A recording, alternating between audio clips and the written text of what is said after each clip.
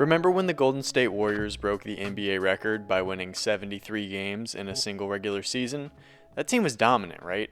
No one could stop them. They then added Kevin Durant, and this is the closest thing I can think of when I'm trying to describe BDS this season. After beating the pulp out of Europe in Season X, BDS entered this season as heavy favorites. So much so that discussions were starting to break out about whether Monkey Moon, Extra, and Mark by 8 were the best team to ever do it. This is the 73-9 Golden State Warriors. All three of these players were listed as top 8 in the world by Octane GG, and winning the fall major in Sweden seemed to be all things rockin' and rollin' moving forward.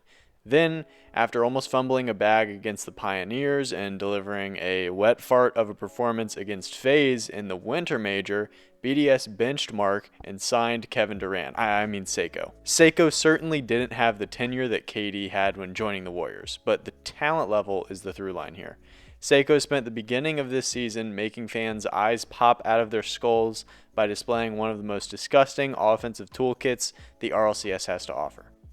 Oh, you thought BDS were too good before? Well, what about now?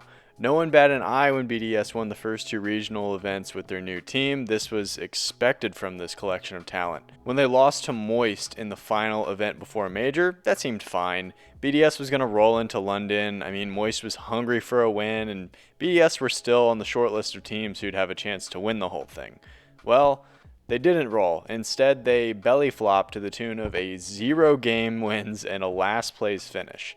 That's right. Arguably the most talented team on the planet couldn't muster a single match against Team Secret or the Pioneers. And I'm not here to disparage either of those two teams, but BDS being swept by two emerging region teams in the final tournament before Worlds is concerning. Okay, fine, it's more than concerning. What is up here? What are we missing? Was it a fluke? Was this just two series where the opposition peaked and BDS underperformed?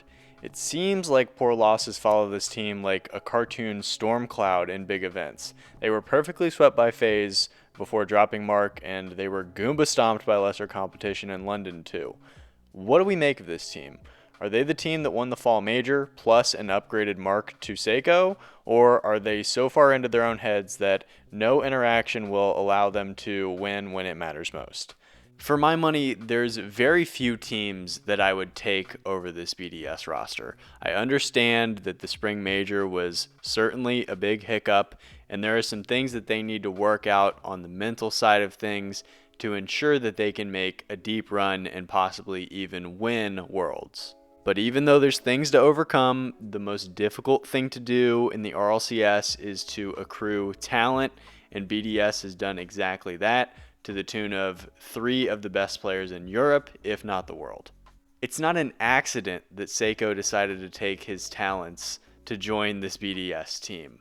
He already was really setting the world on fire with Endpoint, and that roster probably performed a little bit above its means, but now with BDS, he has a legitimate opportunity to win a world title. Great expectations bring great pressure, and this roster has a chance to prove to the world and themselves that the moves they made better this team and can allow them to win a championship. I certainly am a believer in BDS, but what do you guys think? Let me know in the comments below. Thanks for watching, and I hope you have a fantastic day ahead.